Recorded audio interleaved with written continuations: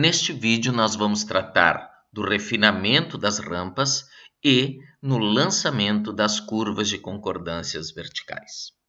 O refinamento das rampas deve se dar para atender, basicamente, algumas premissas básicas. Nós não poderemos ter rampas superiores, como essa aqui, a nossa rampa máxima.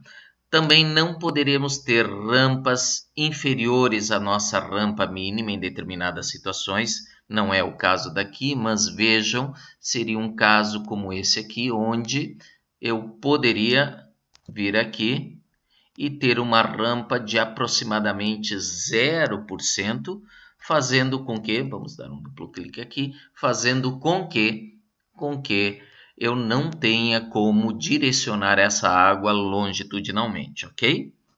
Ou tenha que desenvolver dispositivos específicos de drenagem para tanto. Outro aspecto importante da questão das rampas que nós vimos aqui no lançamento se refere à compatibilização com estradas existentes e com corpos d'água.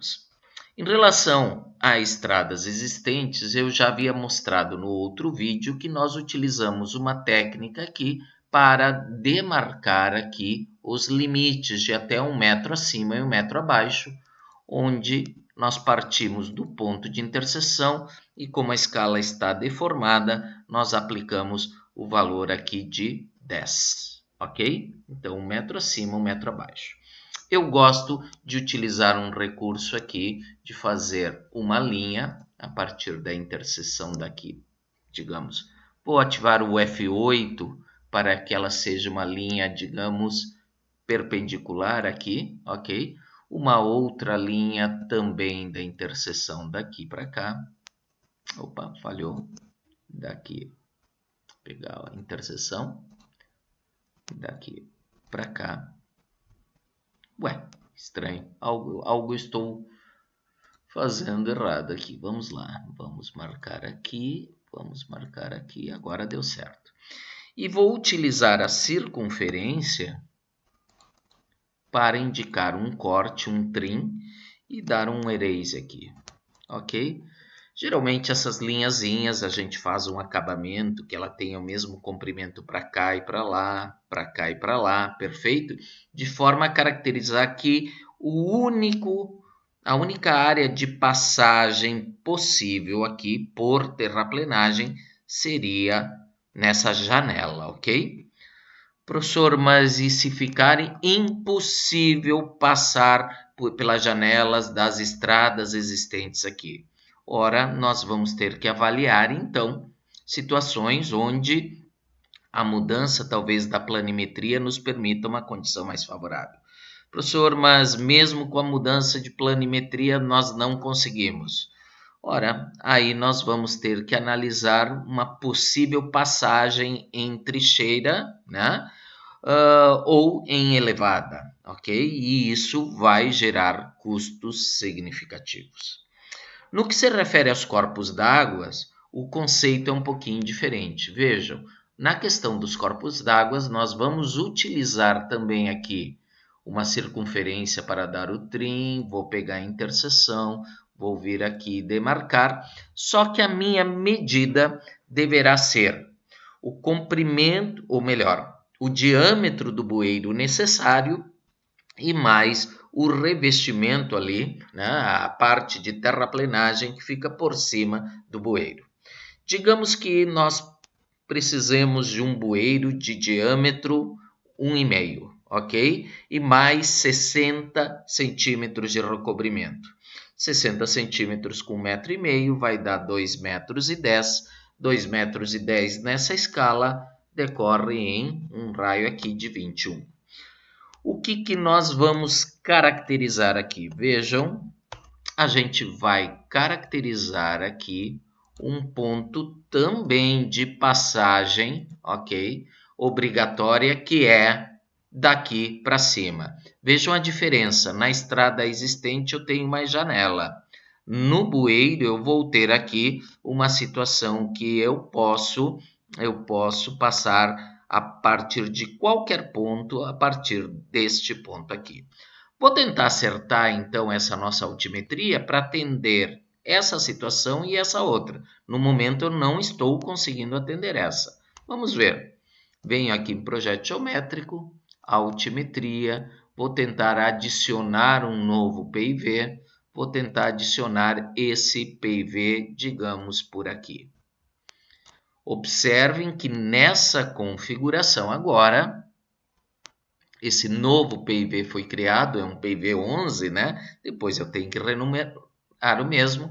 Eu estou com uma rampa de 9%, sendo que a minha rampa máxima seria de 8.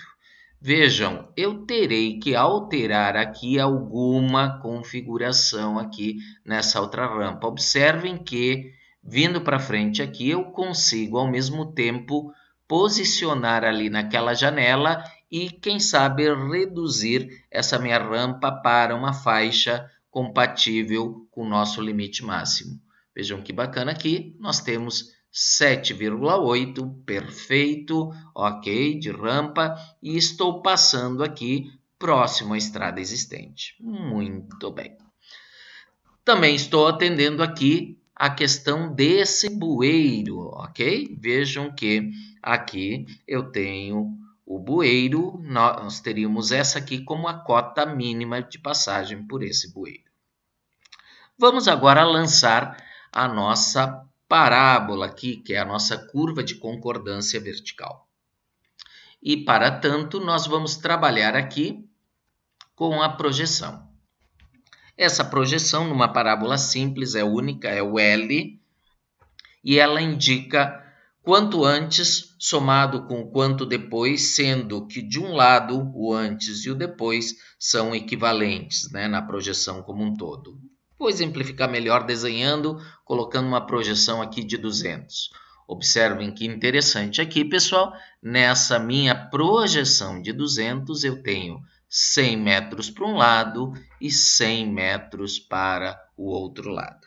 Essa se chama uma parábola simples, ok? Uma parábola simples, quando nós temos aqui a projeção anterior e a projeção posterior com valores equivalentes. E também é a mais usual.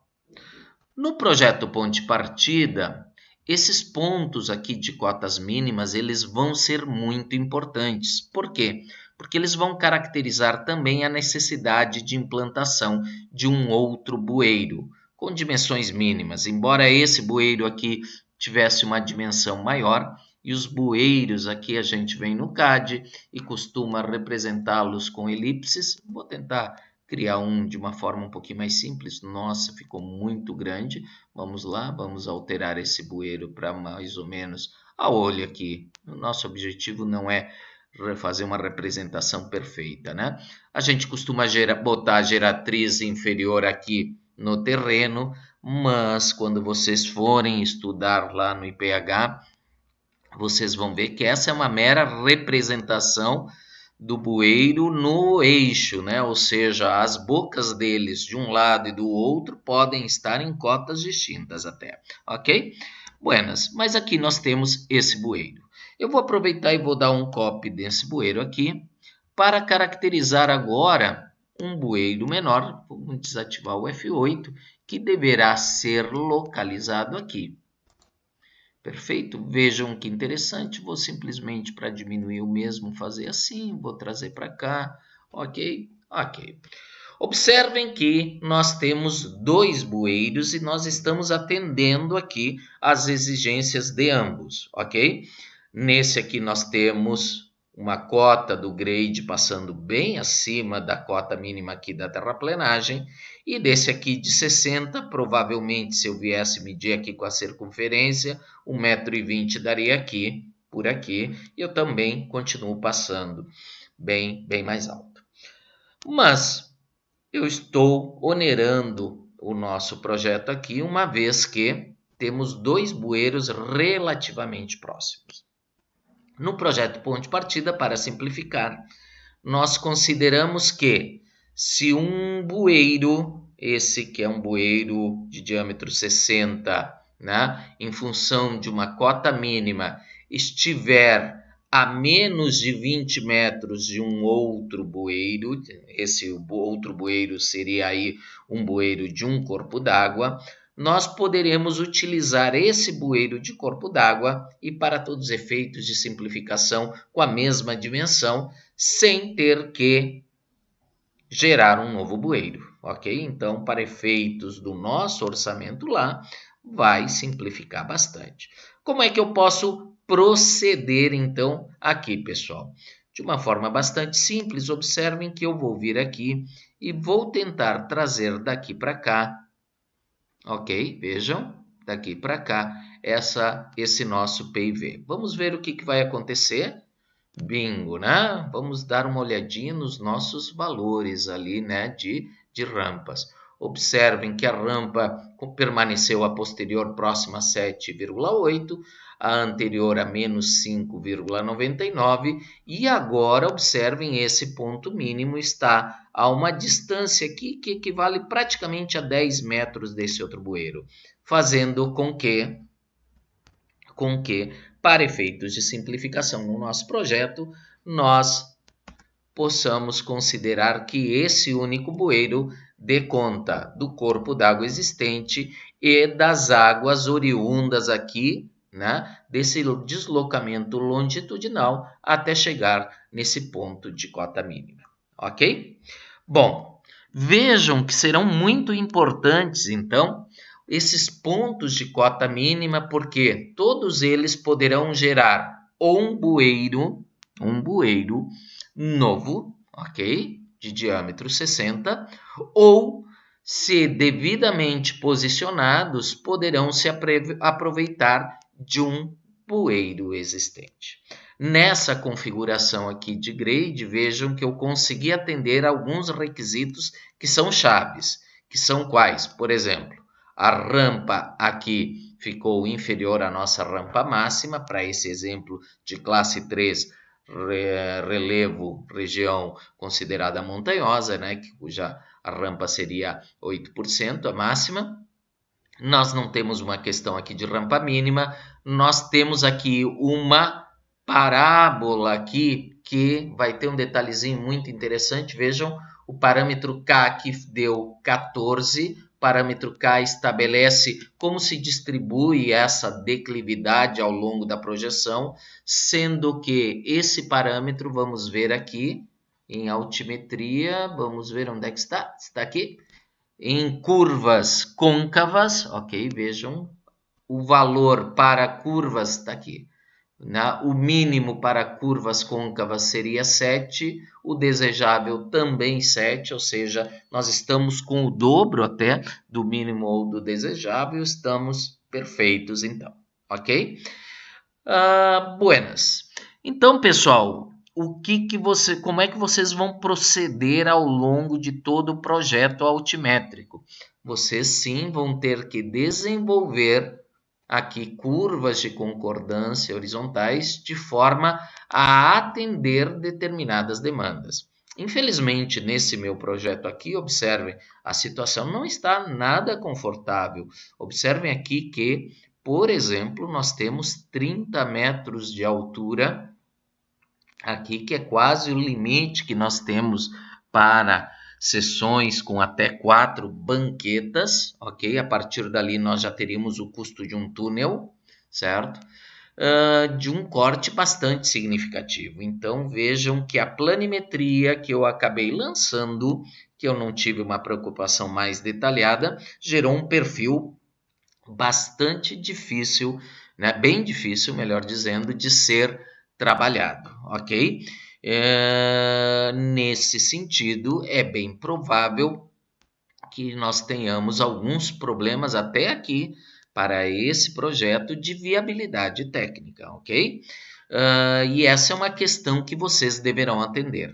A viabilidade técnica, tanto do projeto planimétrico como altimétrico e de seções transversais, deverá ser atingida, ou seja, o projeto geométrico de vocês deverá ter viabilidade técnica e dentro da norma. Isso poderá gerar custos para a viabilidade econômica praticamente incompatíveis? Poderá. Então, num determinado estágio do projeto de vocês poderão chegar à conclusão que o projeto de vocês é extremamente oneroso e na disputa em relação às outras equipes, né, do mesmo lote de vocês terão ou indicadores piores ou um preço absurdamente maior do que das outras equipes, tá? O que não quer dizer que isso seja motivo para uma possível reprovação ou coisa parecida. Não. A garantia que cada equipe deverá dar é de que a proposta tenha e o projeto tenha viabilidade técnica, ok?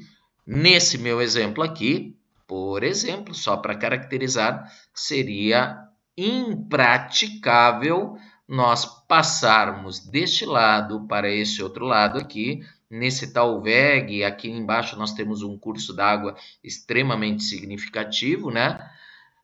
Sem desenvolver aqui uma ponte, ok? Vejam que essa ponte terá um custo por metro linear relativamente significativo e aqui nós temos 100, 200, 300, 400, 500, muito mais de 1 quilômetro de ponte, o que poderá ser muito se outras equipes acabarem encontrando locais onde essa ponte venha a ter 300 metros ou 400, como aconteceu já no semestre passado, ok? Eu peguei esse modelo do semestre passado, não me atentei muito aqui a lançar uma planimetria de qualidade, o meu objetivo é mostrar basicamente o funcionamento do Saepro para vocês, ok? Buenas.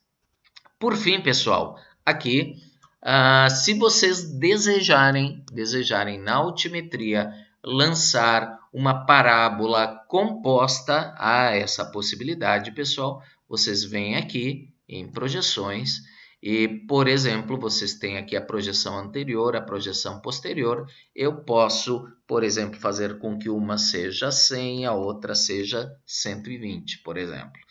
Vejam que ao fazer com que o comprimento posterior seja maior, eu consegui deslocar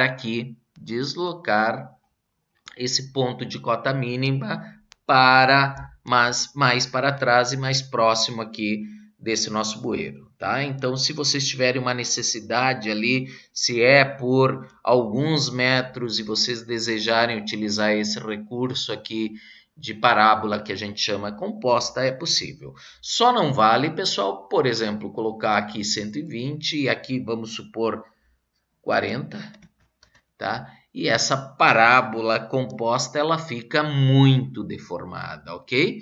E nós vamos ter aí, sim, problemas de visibilidade significativos, né? Então, fazer com que uma das projeções seja até 10, 20% superior à outra, tudo bem, mas ela não pode ser o dobro da outra ou mais do que o dobro, porque será uma deformação no nosso projeto, ok?